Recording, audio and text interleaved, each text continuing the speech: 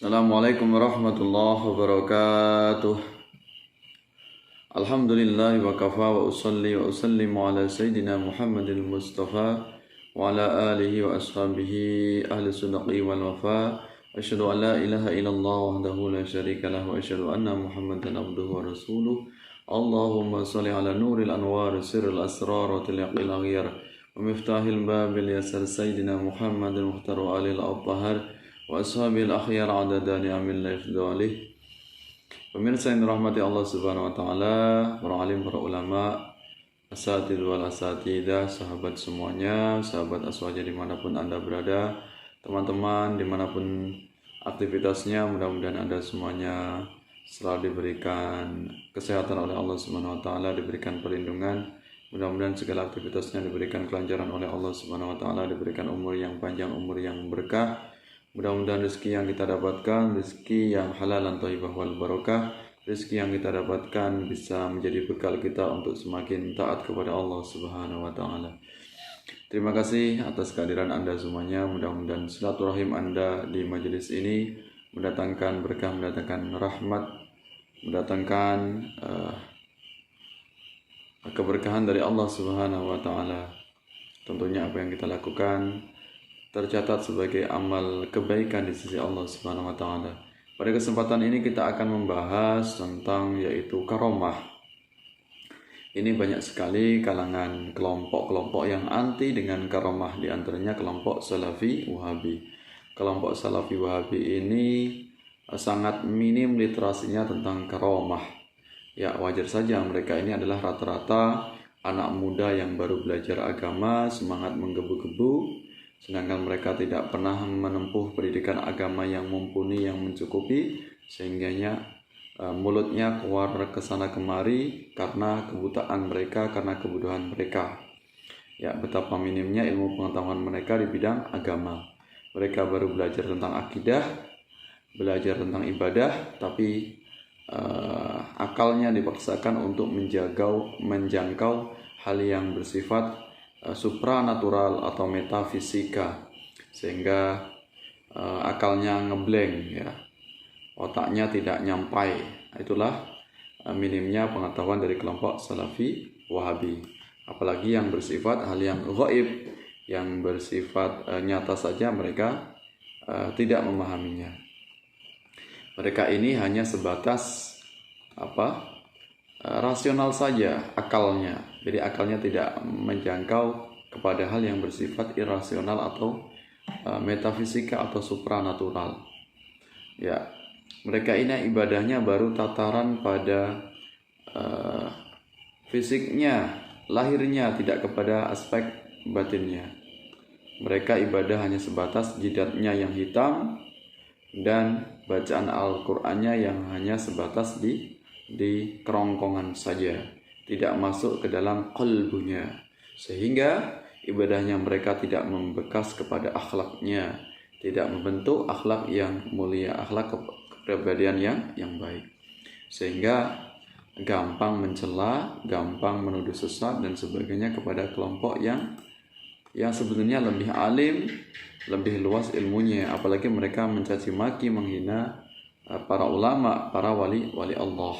Nah, ini betapa bodohnya kelompok Salafi Wahabi. Nah, di sini akan kita kaji tentang apa itu karamah, kemudian mana dalilnya, sehingga nanti kelompok Salafi Wahabi bisa lebih melek lagi literasinya, lebih memahami lagi, lebih mendalam tentang apa itu karamah berdasarkan Al-Quran dan Sunnah Rasulullah SAW. Karamah ini kalau secara bahasa bisa kita artikan yaitu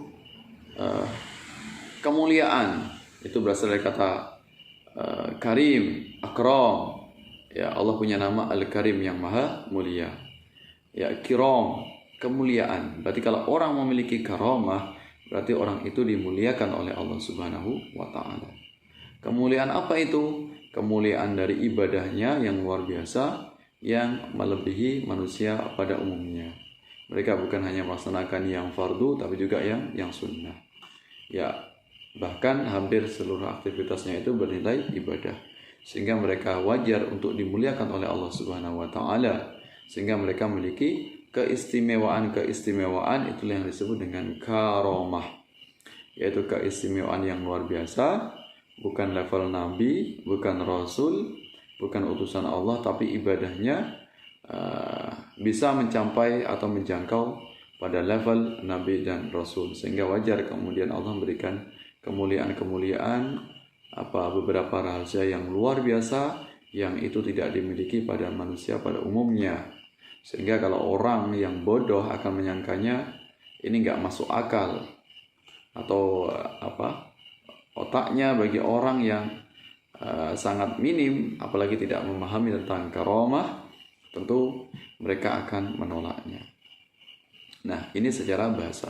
Jadi kalau kita artikan secara istilah apa itu karamah, yaitu kemampuan yang sangat luar biasa yang dimiliki oleh para wali Allah, hamba-hamba Allah atau kekasih-kekasih Allah.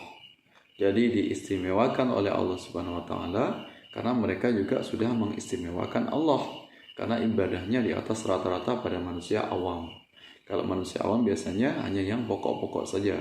Tapi kalau wali Allah atau kekasih Allah, tentu mereka ibadahnya yang sunnah ini bisa dilaksanakan full, bukan hanya yang fardu-fardu saja.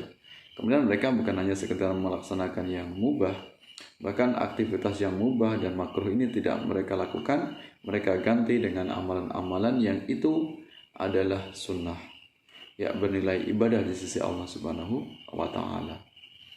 Nah, ini adalah pengertian dari karamah, kekasih Allah atau orang-orang yang salih, orang-orang yang ibadahnya melebihi di atas rata-rata pada umumnya. Tentunya para wali Allah ini ibadahnya melebihi dari kelompok Salafi Wahabi. Kalau Salafi Wahabi ini ibadahnya hanya sebatas di jidatnya saja, hanya sebatas di lisannya saja, hanya sebatas di celana cingkrangnya saja, tapi tidak membekas kepada hatinya dan tidak membekas kepada qalbunya, kepada akhlaknya, ya, sehingga akhlaknya ini berbanding terbalik, perilakunya sangat kontras dengan ibadahnya. Itulah yang dikatakan oleh Rasulullah, orang yang muda tapi pemahamannya sempit, sehingga mereka sangat ekstrim dalam beragama, gampang untuk mengkafirkan umat Islam yang berbeda di luar kelompok mereka. Nah, jadi ini adalah sebuah fasilitas dari Allah Subhanahu wa taala yang diberikan kepada hamba-hamba Allah yang salih, sehingga mereka memiliki kelebihan di antara manusia pada umumnya. Wajar kemudian di antara wali Allah di Indonesia, kita sebut saja contohnya seorang ulama besar yang kita muliakan, kita hormati, yaitu Abah Guru Sekumpul, atau nama lengkapnya yaitu Kiai Haji Muhammad Zaini Abdul Ghani, Martapura, Kalimantan Selatan. Ini Abah Guru Sekumpul ini sudah sangat luar biasa ilmunya, sehingga wajar kemudian manusia pada umumnya menyebutnya atau menjuluki atau memberikan istilah sebagai wali Allah atau kekasih Allah. Nah, ini wajar karena disaksikan oleh manusia pada umumnya, ibadahnya tidak bisa diragukan lagi. Nah, ini berbeda dengan Salafi Wahabi tadi, yang mereka baru belajar agama tapi kemudian sok-sok ibadahnya melebihi dari para wali, sehingga akalnya hanya sebatas Al-Quran dan Sunnah, ya, padahal pemahaman mereka itu menyimpang, tidak sesuai dengan Al-Quran dan Sunnah, ya, hanya tekstual saja. Nah, sedangkan contoh-contoh yang lain yang itu hamba-hamba Allah yang luar biasa ini mereka tidak ketahui, hanya tekstual, hanya akalnya yang sangat begitu minim, begitu singkat dalam memahami agama.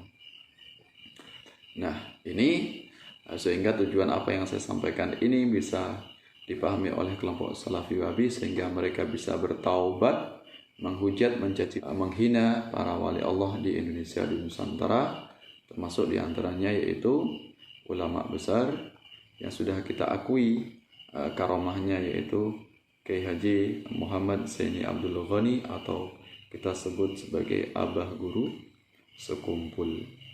Nah, ini jadi kemampuan yang luar biasa yang dimiliki oleh hamba Allah, kekasih Allah tadi, tujuannya agar mereka semakin giat, semakin patuh dekat kepada Allah Subhanahu wa taala, sehingga mereka benar-benar merasakan kehadiran Allah dalam setiap waktu, setiap kesempatan.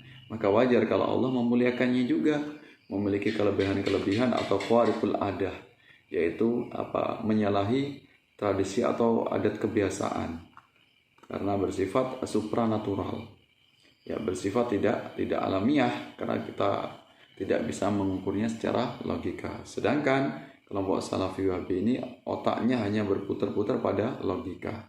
Padahal ada banyak kejadian yang luar biasa di muka bumi ini, termasuk dialami oleh Nabi dan Rasul, termasuk dialami oleh orang-orang solih yang dijelaskan di dalam Al-Quran. Mereka bukan Nabi, bukan Rasul, tapi mereka adalah kekasih Allah, wali Allah, karena bisa kita lihat dari intensitas ibadah mereka, kedekatan mereka kepada Allah Subhanahu wa Ta'ala.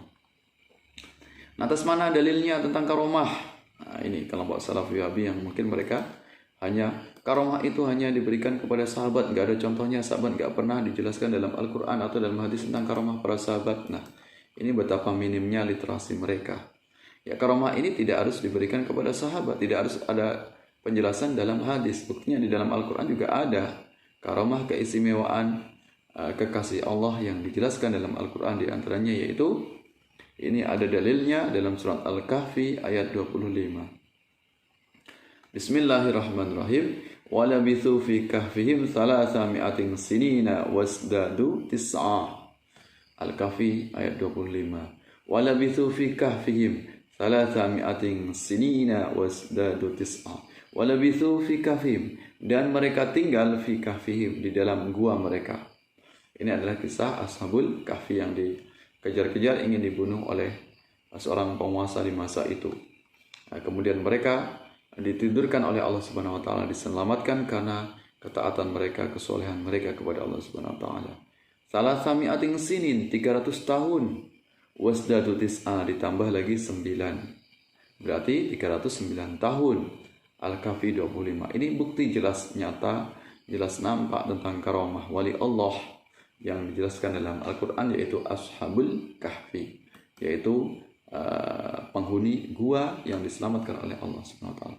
Tentu gambaran ini banyak sekali nanti akan kita ketahui pengakuan dari masyarakat, karena mereka benar-benar melihat kejadian yang luar biasa, kejadian yang aneh yang itu dilakukan oleh wali Allah. Mana buktinya kalau mereka wali Allah? Dilihat dari intensitas ibadahnya. Ibadahnya yang sesuai dengan syariat tentunya. Ya, ibadahnya yang melebihi di antara manusia pada umumnya. Tentu mereka banyak melakukan ibadah. Sedangkan kalau Salafi Wahabi ini tidak ada sekuku hitamnya, tidak ada secuilnya ibadah mereka, ibadah Salafi Wahabi yang tidak akan mungkin mampu untuk mengungguli para wali Allah. Maka jagalah lisan kalian, wahai kelompok Salafi Wahabi, jangan menghujat, jangan mencaci maki kalau tidak faham akalnya, kalau tidak sampai pemikirannya, belum level Anda untuk membahas tentang karomah, apalagi baru belajar tentang ibadah sudah mencaci maki para wali Allah di muka bumi ini yang mereka ibadahnya sangat luar biasa, yang mereka dimuliakan oleh Allah Subhanahu wa Ta'ala. Jangan semena-mena, jangan keseringan, jangan keterusan mencaci maki para wali Allah sebelum Anda kualat, sebelum Anda dinistakan, mendapat laknat dari Allah Subhanahu wa Ta'ala. Mudah-mudahan bermanfaat, mudah-mudahan kelompok Salafi Wahabi yang memusuhi wali Allah segera bertobat, segera mendapatkan hidayah dari Allah Subhanahu wa Ta'ala. Mudah-mudahan kita semuanya kaum Ahlus Sunnah wal Jamaah yang meyakini adanya karamah di antara wali-wali Allah, kita semakin bertambah ibadah kita, dimanapun kita berada tentu akan ditolong oleh Allah Subhanahu wa Ta'ala. Walaupun ibadah kita tidak selevel dengan wali Allah, tidak selevel dengan kekasih Allah, minimal kita hanya orang awam, mudah-mudahan dimanapun kita akan mendapatkan ma'unah, yaitu tentunya pertolongan dari Allah Subhanahu wa Ta'ala. Bukan karomah tapi ma'unah. Sudah jadilah, sudah lumayan kalau kita akan mendapatkan ma'unah, yaitu pertolongan dari Allah Subhanahu wa Ta'ala dari kejadian apapun, kejadian yang tidak pernah kita perkirakan dimanapun kita berada. Mudah-mudahan bermanfaat. Mohon maaf atas segala khilaf, segala kekurangannya. Mudah-mudahan kesempatan yang lain kita bisa bertemu kembali. Wallahu muwaffiq ila aqwamit thoriq. Wassalamualaikum warahmatullahi wabarakatuh.